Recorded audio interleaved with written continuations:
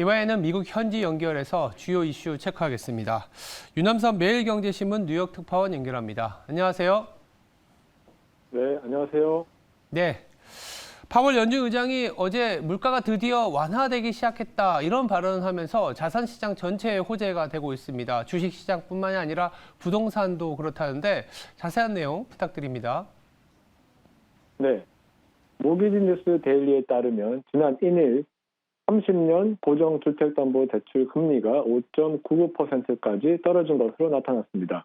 주담대 금리가 5%대로 떨어진 것은 작년 9월 초 이후 5개월 만에 처음입니다. 30년 고정주담대 금리는 이번 주 초 6.21%로 시작을 했는데 지난 1일 파월 연준 의장의 기자회견 내용에 다수 비둘기파적인 해석이 나오면서 주담대 금리 역시 급락했습니다. 30년 고정주담대 금리는 지난 10월 7.37%로 최고점을 찍은 후 최근 계속 하락 추세를 보였습니다. 주담대 금리가 계속해서 떨어지자 주택 구매 수요가 크진 않지만 다시 일어나는 신호가 보이고 있습니다. 사인된 계약서를 기준으로 집계를 하는 잠정주택 판매의 경우 작년 12월에 반년 만에 처음으로 오른 수치를 보였습니다. 주택건설 관련 주식들도 주담대 금리 하락과 함께 주가가 연중 최고치를 기록하고 있습니다. 미국 주택건설 관련 ETF 역시 연중 최고가입니다.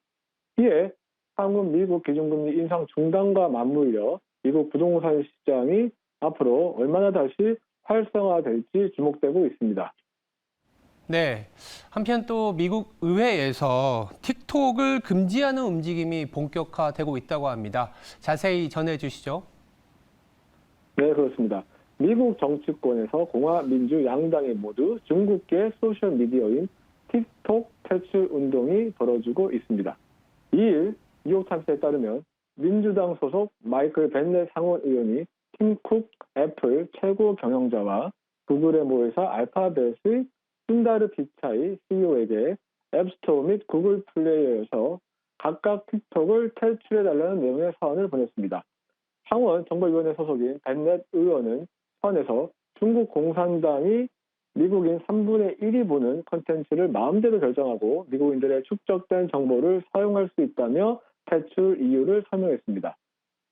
민주당뿐만 아니라 공화당 쪽에서도 반격이 나오고 있습니다. 공화당인 마이크 갤러거 하원 의원과 마르코 루비오 상원 의원은 최근 틱톡의 미국 내 영업을 금지하는 내용의 법안을 제출하겠다고 밝힌 바 있습니다.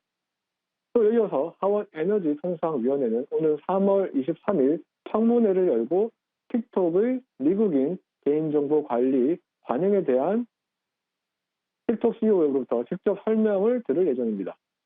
틱톡에 대한 퇴출 시도는 이번이 처음은 아닙니다. 앞서 도널드 트럼프 전 미국 대통령이 지난 2020년 미국인의 개인정보가 중국 정부에 넘어가 악용될 수도 있다는 이유로 틱톡의 미국 사업체를 매각하라는 행정명령을 내리기도 했습니다. 그러나 이어 조 바이든 미국 대통령은 취임 후 틱톡에 대한 트럼프 전 대통령의 각종 조치에 대해 집행이 불가능하다는 이유로 취소한 바 있습니다. 이상 뉴욕에서 윤원섭 특파원이었습니다.